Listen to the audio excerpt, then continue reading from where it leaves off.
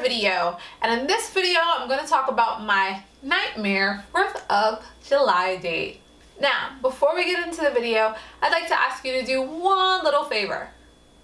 Could you please subscribe to my channel? I'm trying to get over 100 subscribers by the end of November. We can do this. If you enjoy and like my videos, please subscribe. Thank you. Now on to the video. I have been online dating for a while. Last year I went on a very interesting, may I say, date. I met the guy on my favorite, Bumble. You know, dark chocolate. He had locks to the side. You know, like kind of cut, I think. Kind of can't remember exactly, but I know he had locks. I think he was 6 feet, or maybe he was 5'11". I'm giving you like a physical description, so you're gonna let it marinate and let you see, you know, what I was dealing with. So I mean, he had some nice photos. We talked on the phone for a bit, maybe like 2 weeks or something, and we were cool. We were vibing. I mean, he said a few words that, like, he said a few things that concerned me a bit. But I was kind of trying to like go with the flow, because my friends would be like, Victoria, you never go with the flow. Just go with the flow and see what happens. But usually going with the flow is a bad advice. You know, when your spirit tells you something's wrong, you got to listen to your gut. You got to listen to the spirit, because God be telling you. You know, that little Jiminy Cricket on your shoulder be telling you, don't deal with them. But I listened to my friends and I was like, okay. But he was saying some things that seemed a little discriminatory. He didn't eat, I think he didn't, like, he was very traditional in his beliefs. He said he was Christian though. He grew up and he went to 7-day, I think, Adventist church. He didn't mix, and this is common Jewish practice, not to meat, I think, to mix meat and dairy. Also, not to eat pork. And I'm dating someone else who didn't eat pork before, so I'm kind of used to that. I mean, I know that I can accommodate that, because a lot of people are a little shy on eating pork. So I kind of understand that. Similar to, like, not for religious reasons, but for other reasons, I can't eat beef. So I get people have restrictions, dietary restrictions, and I respect it. As long as they respect my dietary restrictions or what I eat, right? Mutual acceptance. So he also was a divorcee, and he had a son, a young son. Maybe someone's about 4 years old. And I was cool with that too. I mean, you know, at a certain age, you know, you're not that picky. You're like, all right, you have a past. We could, you know, we could build a future together. Me and you, we could build it. So I was cool with that too. He wanted to, after we talked for a while, he wanted to go out on a date to meet up at the promenade, which I actually think is very cute. I like the promenade. But it was like during the week, and I wanted to go to, I was going to work and I had stuff to do. I was like, I can't do it. So he decided later, he was like, let's go out on the 4th of July to Brooklyn Bridge Park. Now, Brooklyn Bridge Park, for anyone who doesn't live in New York City, looks over the water. It's near like the promenade. You can take a ferry there. You can see the Manhattan skyline. It's just really beautiful, but it's very populated on the 4th of July. I've been in that area near the 4th of July, and I just know it's super populated. And I don't necessarily like crowds of people near me. I'm just that type of person. I'm like people claustrophobic, if there's a word. Like, I just don't like people touching me together. It bothers me. And it's not like a crazy phobia, but it just makes me a little uncomfortable. But I told him that, and I said, you know what? I'm open to going just for you, because I actually don't like it, but we can go. He's like, all right, that's cool. You know what? I'll bring some wine, some cheese, some food. It'll be really cute. We'll watch the fireworks, but we got to get there kind of early. Do you want to meet at like 3? I was like, he was like, or like 4.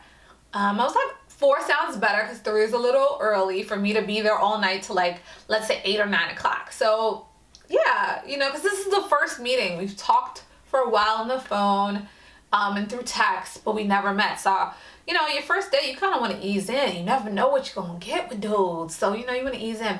Oh, another thing I noticed about this guy, he was talking bad about his ex.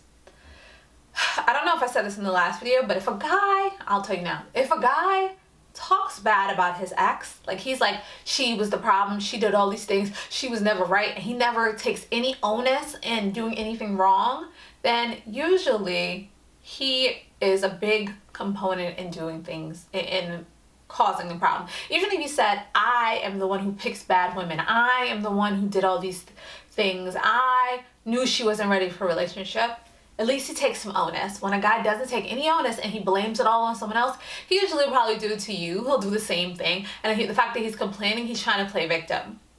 So just, you know, keep an eye out for that. So I saw that, but I was like, my friend said, you know, give him an opportunity. You're always so quick to judge, Victoria, yada, yada, yada. And I was like, okay, you know what? I'm going to play y'all little game. Let's go out. So I said, okay, no problem. Let's go out. I went to H&M, you know, because I was thick and, you know, I wanted a cute date outfit. I hadn't been on a date in a minute. It was 4th of July. I love a good theme, as you know, as you may know. So I went to H&M and got a cute two-piece set. It was like a bustier. I let the girls all out, and I don't let the girls all out all the time, you know. You know, it was overflowing where I had to fix the straps. And a pantsuit, and people in the dressing room were looking at me like, that's so cute, and other people were like, where did she get that from? So I had that on, and I was like, all right, I look good.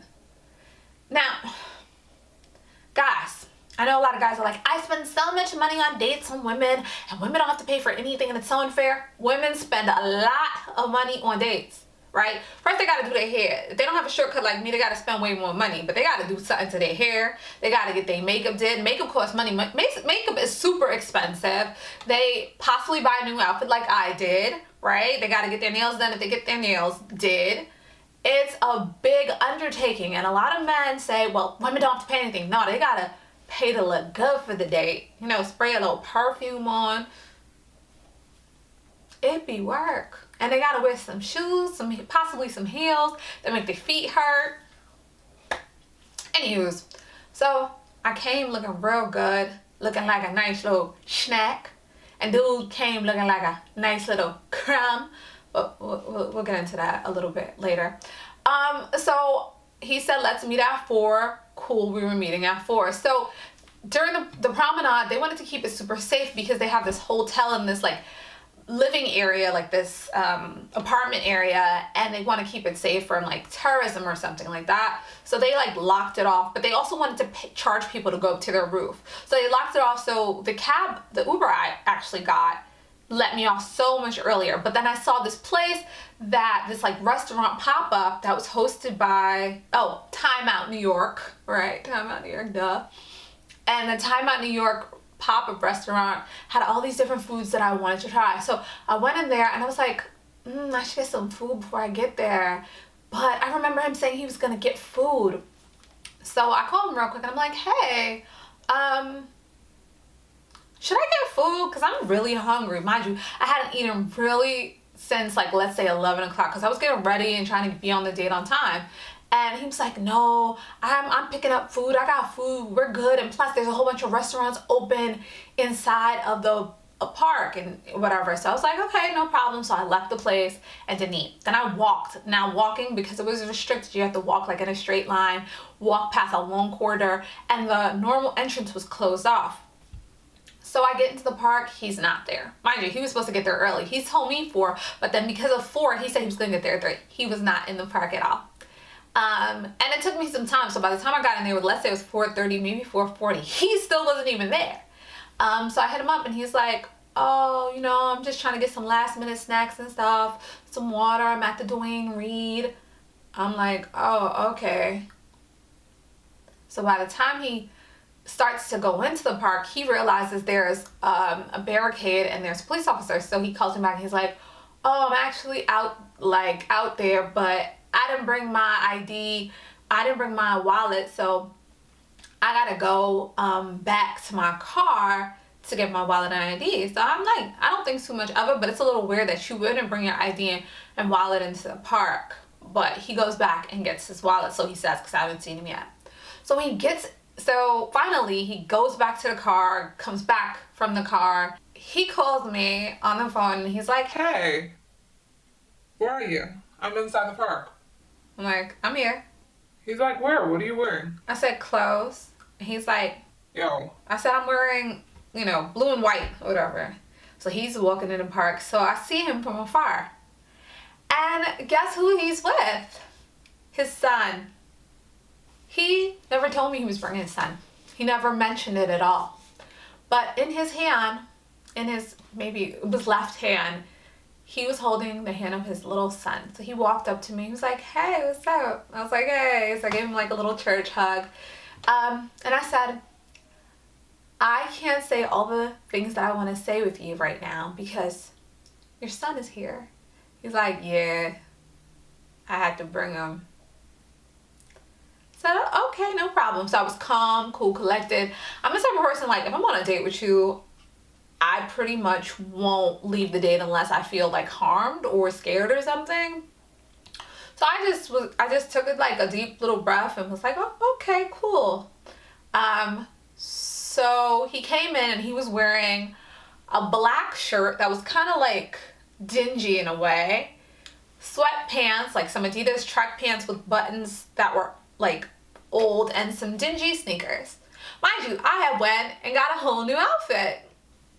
But this is what he was wearing, with son in tow and a bag of items. So we found a little spot in a section with grass. Now the grass ain't soft. This ain't no grass like we in the country. This is hard grass with gravel probably under it and some knives and some scissors and some broken glass. So it's hard. It's tough. So he had like a little blanket that he got from the CVS or wherever he went, the Rite Aid or Dwayne Reed. And so we sat on it and his son was there and he was talking to me and his son started to go play with a stick. And he wanted his father to come play with him, but he started just to play with it. The son was throwing a stick around. Beside us was actually a mother with a child, a young woman with a child, a daughter, and a group of people. But they were like, let's say 4 to 5 feet away from us on either side. But they were still like ear distance. They could hear us from where they were. They could hear us. So the son was throwing a stick, hit this baby that was next to us a few times. The father was like, you gotta calm down. So while we're talking, he was like, yo, I'm so glad I brought my son with me. I said, oh, really? Why? He was like, yo, because I told my baby moms I had plans. But, when people don't listen, sometimes you gotta prove something to them. He's my best wingman. He's the best person to bring on a first date. And when he said that, I was so shocked. I mean, I shouldn't have been shocked because I kind of knew the signs. He was talking bad about the baby moms from the wife, the ex-wife, for so long.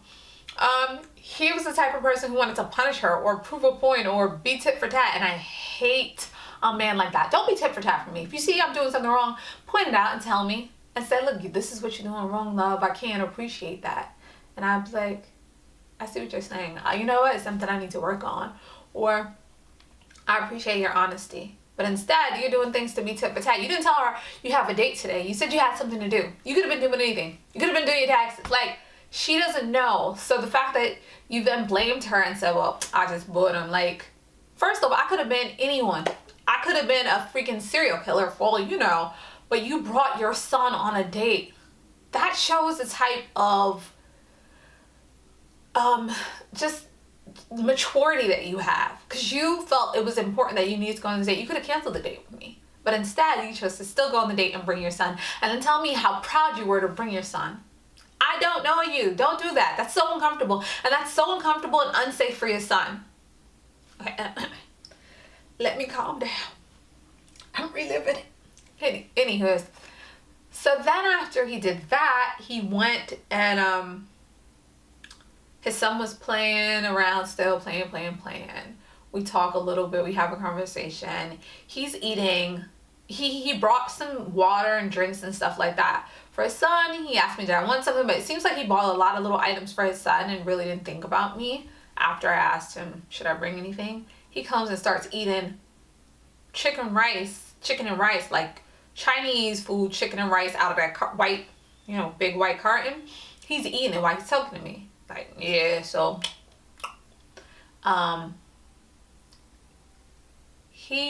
you could tell he already had ate some out of it.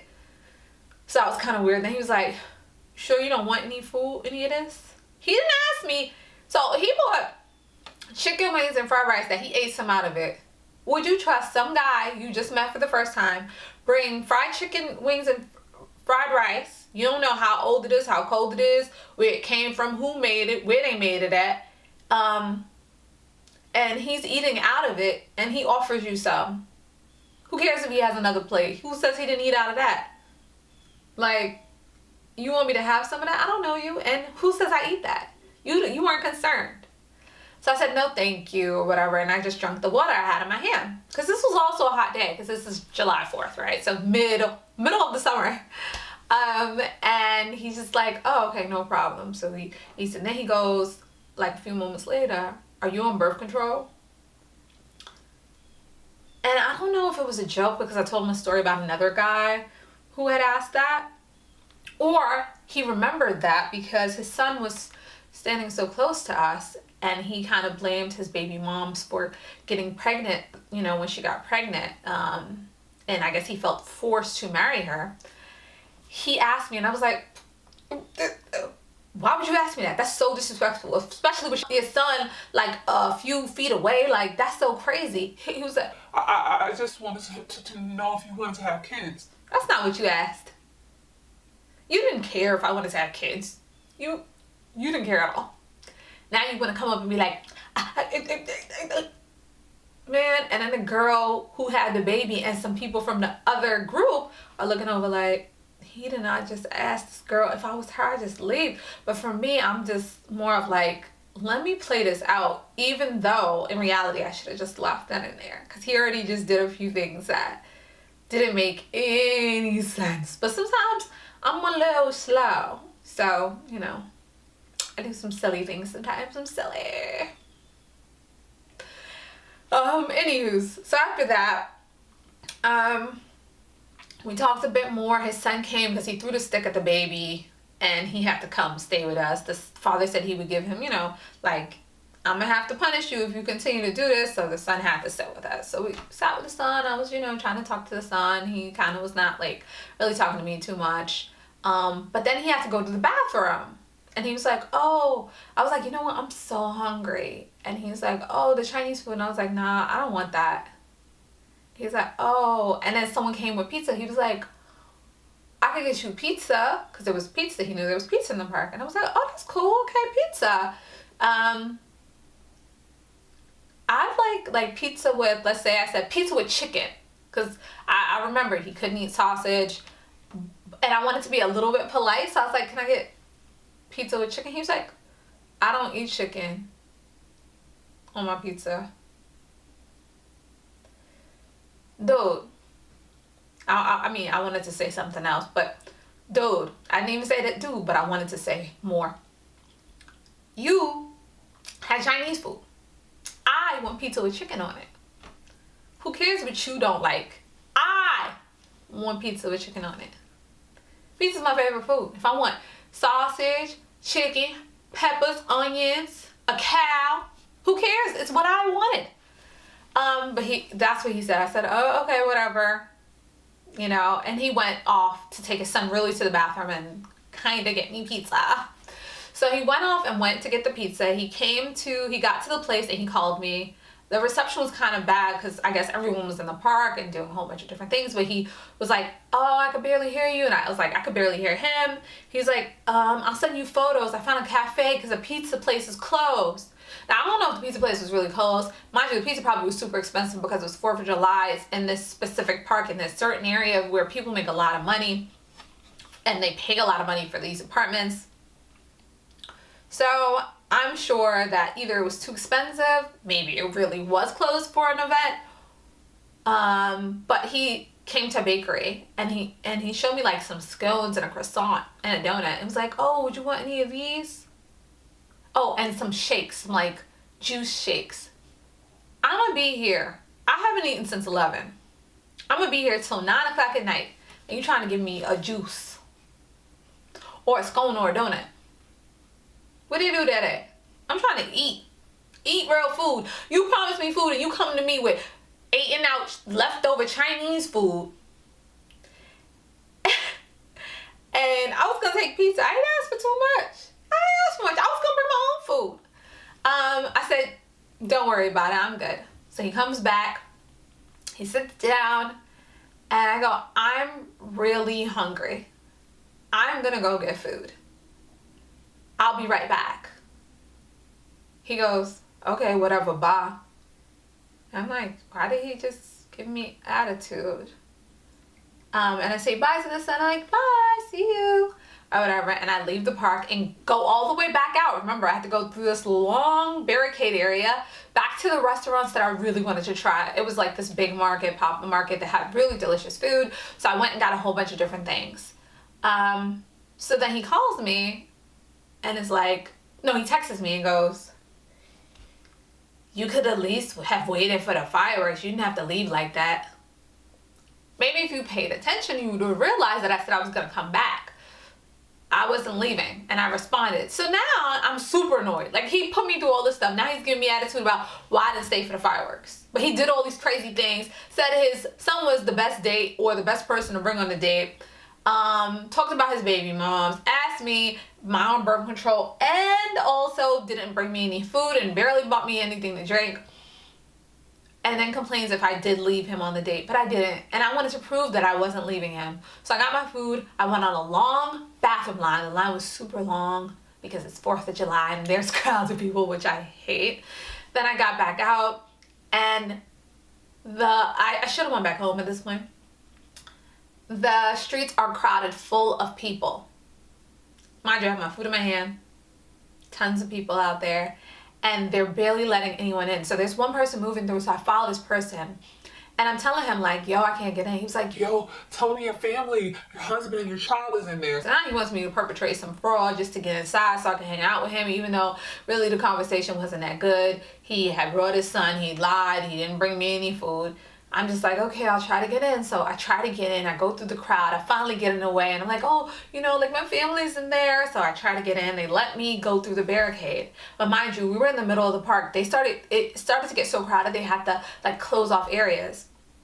It was like the freaking like Beatles, Michael Jackson, Elvis, Beyonce was in there. Let's say Beyonce was in there. And so it was so crowded, they barricaded the area he was in.